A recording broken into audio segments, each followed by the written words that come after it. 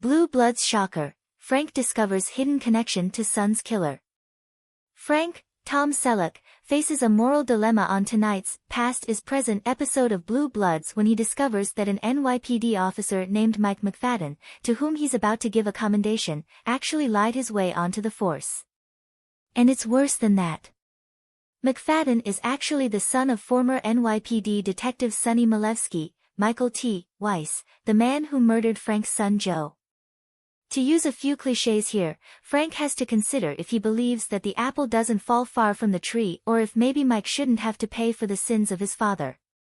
When Mike doesn't come to Frank, Frank goes to see Mike, who tells him that he knew if he used his birth name, which has been legally changed. By the way, he didn't have a chance to get on the NYPD. I knew who my dad was, Mike tells Frank.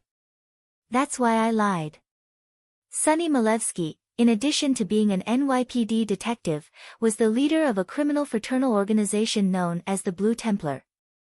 Joe Reagan was investigating the Blue Templars' criminal activities when Malevsky murdered him. When Frank had Malevsky arrested, he committed suicide. It turns out that Mike wasn't the only Malevsky who changed his name to McFadden.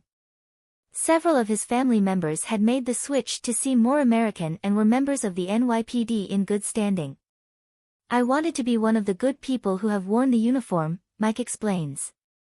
Mike asks if he's terminated, and Frank tells him, "You'll know when I know." While Frank's staff, Abigail Hawk, Garrett, Gregory Jbara, and Sid, Robert Clahassey, is adamant that Mike should be fired, Frank takes the matter to Sunday family dinner to see how his children react. He makes sure to tell them that Mike is a good cop.